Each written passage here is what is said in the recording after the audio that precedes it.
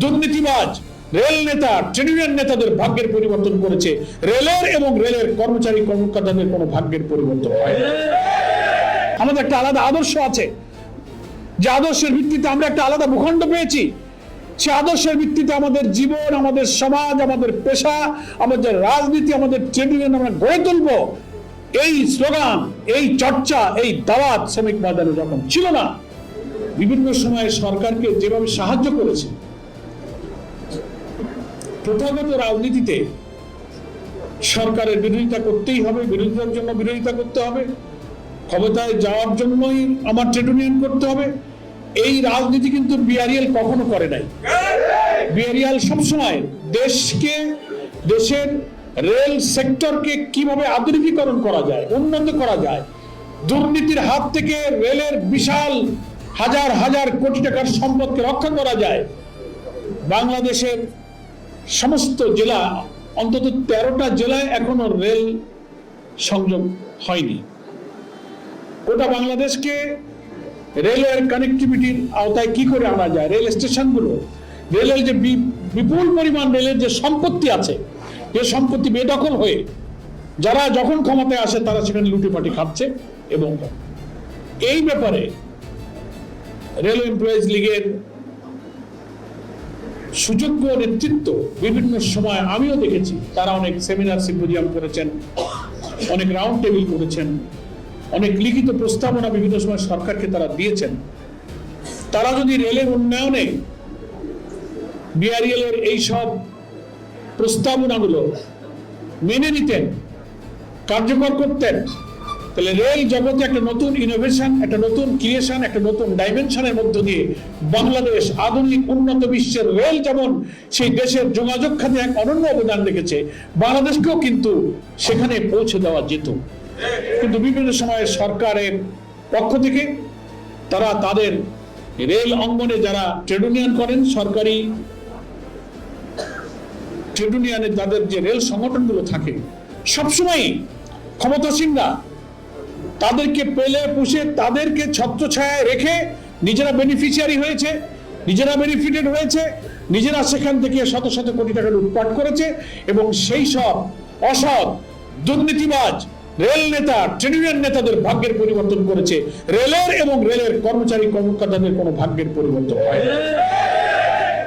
সেই সংগঠনের নাম হচ্ছে Bangladesh railway employees League. Railway employees লীগের কর্মীদেরকে ইতিহাসটা জানতে হবে।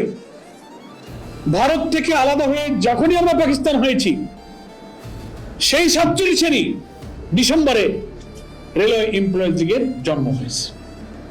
শ্রমিক ময়দানে যখন সব নেতৃত্ব ইসলাম যে আমার যে আদর্শের ভিত্তিতে আমরা ব্রিটিশ ভারত থেকে আলাদা হলাম, টু নেশন থিওরির মাধ্যমে, যে আমরা একটা পৃথক জাতিসত্তা, আমাদের একটা আলাদা আদর্শ আছে, যে আদর্শের ভিত্তিতে আমরা একটা আলাদা ভূখণ্ড পেয়েছি, সে আদর্শের ভিত্তিতে আমাদের জীবন, আমাদের সমাজ, আমাদের পেশা, আমাদের রাজনীতি, আমাদের ট্রেড ইউনিয়ন আমরা গড়ে তুলব।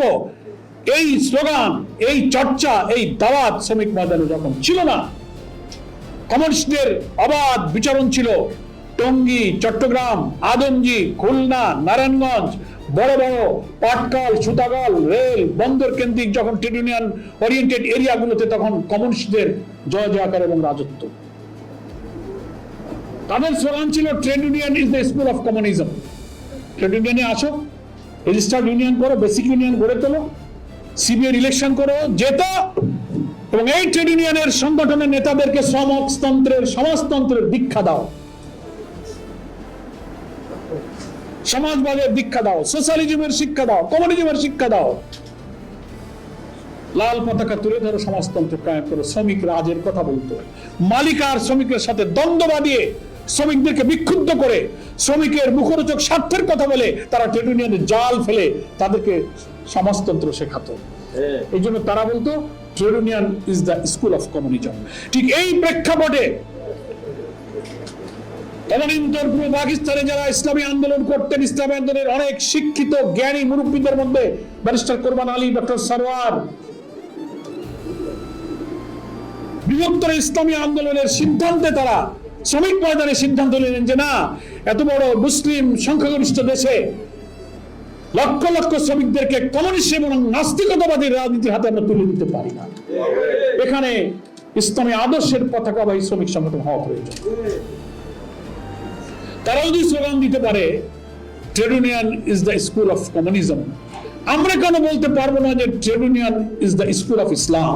শ্রমিক আমার, তেল আমার, কয়লা আমার, ব্যবসা আমার, মাঝখানে তুমি হলো আমার গোলাম। এটার নাম স্বাধীনতা, গণতন্ত্র নয়। স্বাধীনতা গণতন্ত্র অর্থ হলো শুধু একটা ভূখণ্ড, একটা পতাকা, একটা জাতীয় সঙ্গীত নয়। আমার রাজনীতি, আমার ট্রেড ইউনিয়ন, আমার গণতন্ত্র, আমার নির্বাচন, আমার ব্যবসা বাণিজ্য, আমার সীমানা স্বাধীন থাকবে, আমার পানি সমস্যা, আমার বর্ডার সমস্যা, আমার ব্যবসা বাণিজ্য, আমার ট্রেড ব্যালেন্স, এই সব ব্যাপারে আমরা স্বাধীন থাকবো। কোন দেশের নির্দেশে আমার দেশ চলবে, এটার নাম স্বাধীনতা।